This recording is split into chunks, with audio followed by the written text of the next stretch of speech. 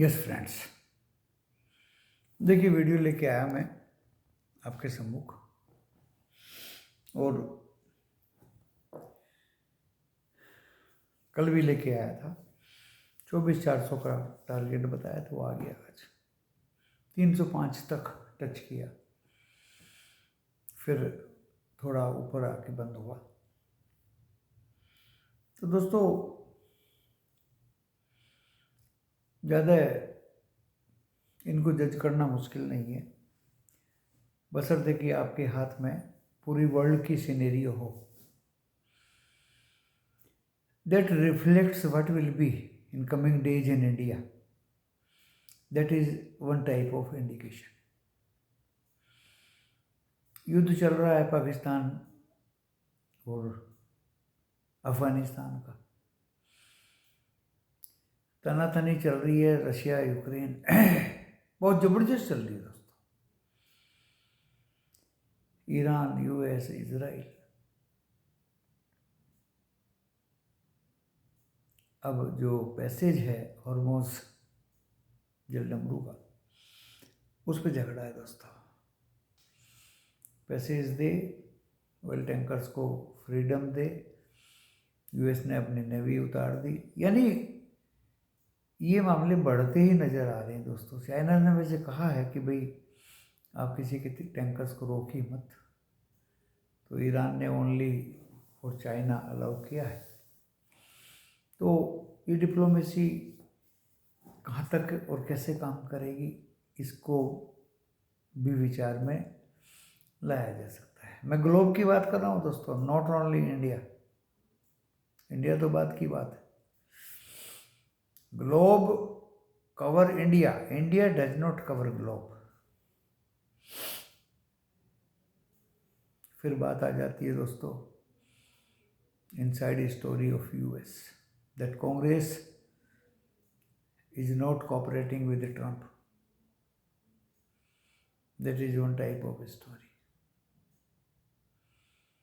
And how they are doing this.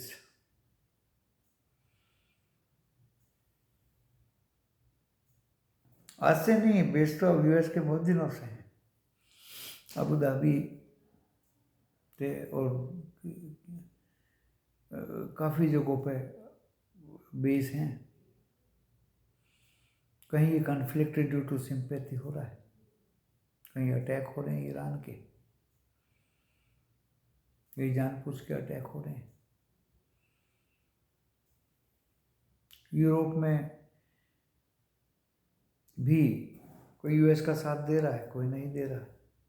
अलग अलग तरह की नीति सभी ऑप्ट कर रहे हैं दोस्तों। इंडिया ने भी अपनी नेवी को अलर्ट किया है सी में, अरब सी, क्योंकि जब उधर में बम बरसाए जाएंगे तो वो प्लेटफॉर्म इंडिया की तरफ आएंगे। तनातनी तो है, टेंशन तो है दोस्तों, और इस ग्लोबल टेंशन में आप ठीक से कोई जजमेंट ले नहीं पाओगे। कल क्या होगा क्या नहीं होगा, इस तरह के जजमेंट के लिए कोई भी पोजीशन लेके चलना तो ठीक नहीं।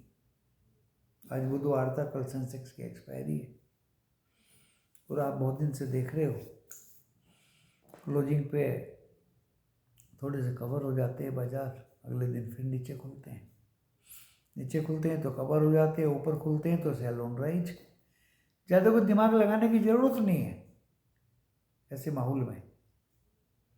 ऊपर खुलेंगे तो सेल ऑन राइज और नीचे खुलेंगे तो बाय ऑन डिप। और कल सेंसेक्स की एक्सपायरी, ऊपर खुलने की संभावना है। यूरोप कवर हो गया 0.5%, 0.25%। एशिया तो गिर के ही बंद हुआ सबका सब। और अभी अमेरिकन बाजार थोड़े से डाउन हैं, नेस्डैक और S&P 500 ग्रीन में। रात अभी बाकी है और बात अभी बाकी है। गिफ्ट निफ्टी कभी ग्रीन हो रहा है, कभी रेड हो रहा है, कभी ग्रीन हो रहा है, कभी रेड हो रहा है। 590 कुछ है। हम कहाँ बंद हुए हैं वो आपको पता ही है।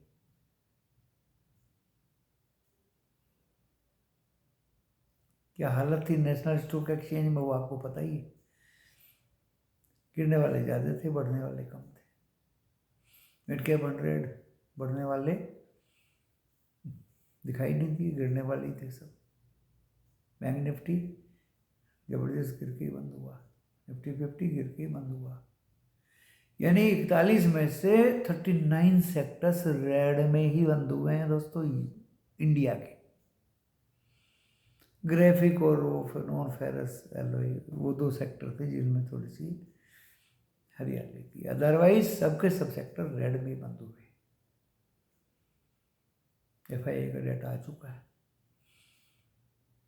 कैश में उन्होंने आज भी 8,000 का बेचा, DIA ने 12,000 का बाई किया। इंडेक्स फ्यूचर 3-4 हज़ार के बेचे, ऑप्शन भी बेचे, स्टॉक फ्यूचर भी बेचे, स्टॉक ऑप्शन 292 करोड़ के बाई किए, यानी थोड़ा सा हेज किया। 23% बढ़ के वोलेटिलिटी इंडेक्स 21.14 पे बंद हुआ दोस्तों। डेंजर तो ही, मार्केट मूड बिगड़ा हुआ है। एशिया 8 की 8 कंट्री माइनस में थी दोस्तों।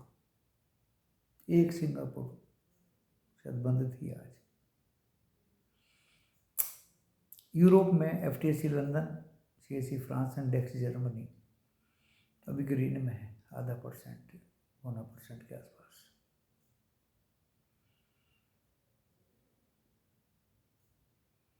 यूएस का डो जोन्स माइनस में है, नेस्डैक प्लस में है और S&P 500 प्लस में है। अपना गिफ्ट निफ्टी 30-40 पॉइंट माइनस में है। प्लस में था, अब माइनस में हो गया। क्या प्रिडिक्ट करोगे कल के लिए? क्या अनुमान करोगे? इतना गिर गया है बाजार। स्ट्रेट लाइन में तो बाजार गिरा नहीं करता कि गिरता ही जाएगा, कल भी गिरेगा, रोज गिरेगा। पिछले कई दिन से गिर ही रहा है दोस्तों। तो कथन ये है कि अगर नीचे खुला तो ऊपर आएगा, ऊपर खुला तो नीचे जाएगा। हालात ठीक नहीं है। रुपया हमेशा से हमें अपने हमेशा के लो पे बंद हुआ, 92 रुपीज़ 17 पैसे। एक बार को 1 रुपया 15 पैसे डाउन था। डॉलर की मैं बात नहीं करता, वो तो घटता बढ़ता रहता। अभी तो राजा लोग हैं दोस्तों, जब चाहे बढ़ा दें, जब चाहे घटा दें। बॉन्ड यील्ड्स उनकी ठीक ठाक है। दुनिया भर की बात मैंने की। बहुत बड़ी बड़ी राजनीति अंतर्राष्ट्रीय स्तर पे खेली जा रही है, समझने की जरूरत है। सस्ती ऊर्जा उपलब्ध कराएंगे, यानी मुंह में राम बगल में छुरी। अमेरिका का कहना है सस्ती ऊर्जा उपलब्ध कराएंगे, हॉर्मोज का रास्ता खुलवाएंगे, सस्ता क्रूड मिलेगा सबको, गैस भी सस्ती मिलेगी। दोस्तों मुझे तो लगता नहीं है सस्ती मिलेगी, मुझे नहीं लगता सस्ती मिलेगी। ये कन्फ्लिक्ट चलेगा, चलता रहेगा और ये बढ़ता रहेगा। और जब तक ये चलेगा और बढ़ेगा तो सस्ती कैसे मिलेगी?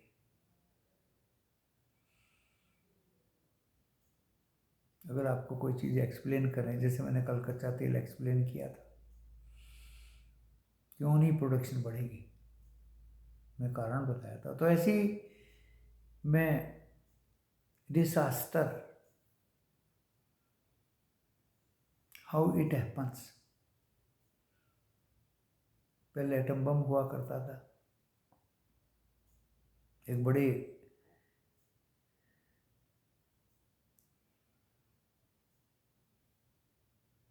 पार्टिकल पे छोटे पार्टिकलों का बम्बार्डमेंट हुआ करता था। अब छोटे पार्टिकल आपस में चिपक जाते हैं, दैट इज फ्यूजन। पहले होता था फ्यूजन, फिर अब है फ्यूजन, फ्यूज होगी वे। बहुत ज़बरदस्त आग निकलेगी। तीसरे नंबर पे तो फिर हाइड्रोजन बम और न्यूट्रॉन बम और पता नहीं क्या क्या होता है। दोस्तों, being a scientist, I want to say a few words about that disaster through energy, atomic energy, nuclear energy, whatever you can say like that. राष्ट्रपति रशिया पुतिन का कथन कि अगर ये अनहोनी हो जाए तो पृथ्वी का विनाश नजदीक है। दोस्तों, बहुत जबरदस्त अरबों खरबों में कैजुअलिटीज होंगी। खरब तो नहीं है, पॉपुलेशन अरब ही है अभी तो, 8 अरब या 9 अरब के आसपास होंगी पूरी दुनिया में। कुछ दूर दूर दराज की कंट्री बचेंगी, ऑस्ट्रेलिया हुआ या जो काफी दूर दराज पे। तो दोस्तों, इस विनाश से बचना चाहिए। मानवता पे फिर मैं बात करता हूं। कोई भी हो, और यही कारण था कि बड़े बड़े नेता दुनिया से चले गए। वो किसी भी कारण से गए हैं, उम्र हो गई उसकी वजह से गए हों या कैसे भी चले गए। दोस्तों, उनका इंटरेस्ट इस तरह के बम बनाने में बिल्कुल भी नहीं था।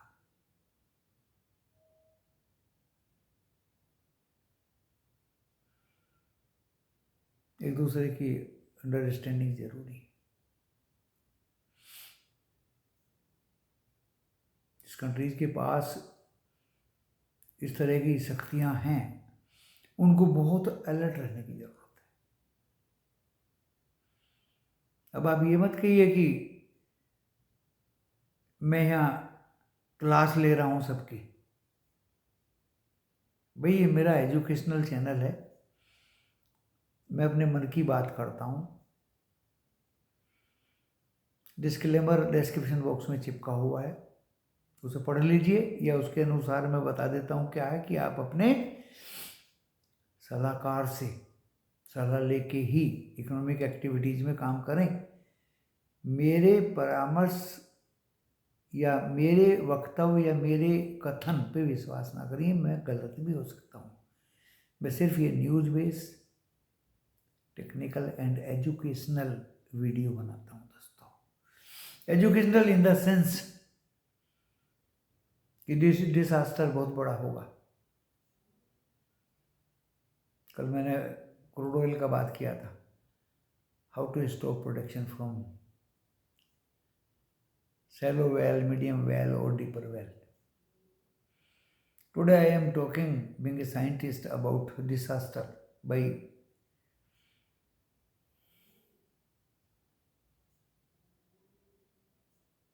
uncontrolled energy mechanism that is called nuclear bomb.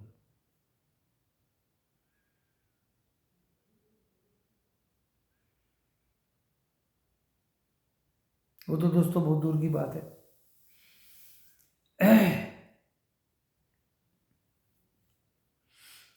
लेकिन लोगों को सोचना चाहिए ये सब।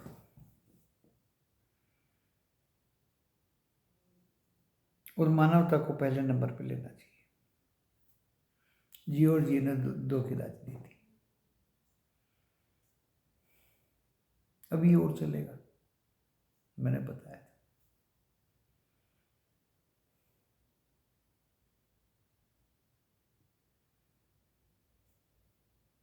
क्रूड की तेजी, नीचे आया फिर ऊपर, नीचे आया फिर ऊपर।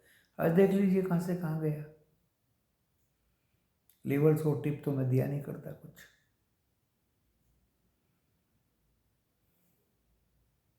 कल क्या होगा बता दिया मैंने। नीचे खुलेगा ऊपर जाएगा, ऊपर खुलेगा तो नीचे आएगा। सेंसेक्स की एक्सपायरी है, कई हफ्तों से आप देख रहे हैं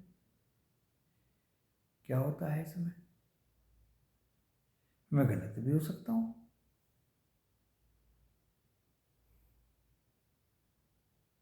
और फिर फ्राइडे आ रहा है, बिगड़ गया तो, क्योंकि पोजीशन तो कोई लेके जाने की सोचेगा नहीं दोस्तों, फूल तो बरसेंगे नहीं, कांटे ही कांटे दिखाई देंगे आपको।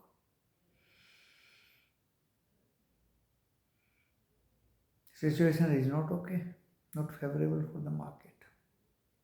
मूडी बचाइए, ऑप्शन से दूर रहिए। जहाँ थोड़ी बहुत उम्मीद दिखाई दे उसकी तरफ चलिए, उससे ज़्यादा दोस्तों और कुछ नहीं है। मैं किसी को कोई टिप, कोई ग्रुप या कोई लेवल, माध्यम या लालच कुछ नहीं। मेरा कथन है, पर्सनल व्यू है, मैं गलत भी हो सकता हूँ। आपको लॉस होगा या प्रॉफिट होगा, आप उसके खुद जिम्मेदार होंगे। अपने एडवाइजर से सलाह लेके काम करना या ना करना वो आपकी जिम्मेदारी है। करें या ना करें, I am not bothered for that. लेकिन मेरी तरफ से दोस्तों ये मेरे पर्सनल विचार हैं जो मैंने आपको व्यक्त किए। ग्लोबली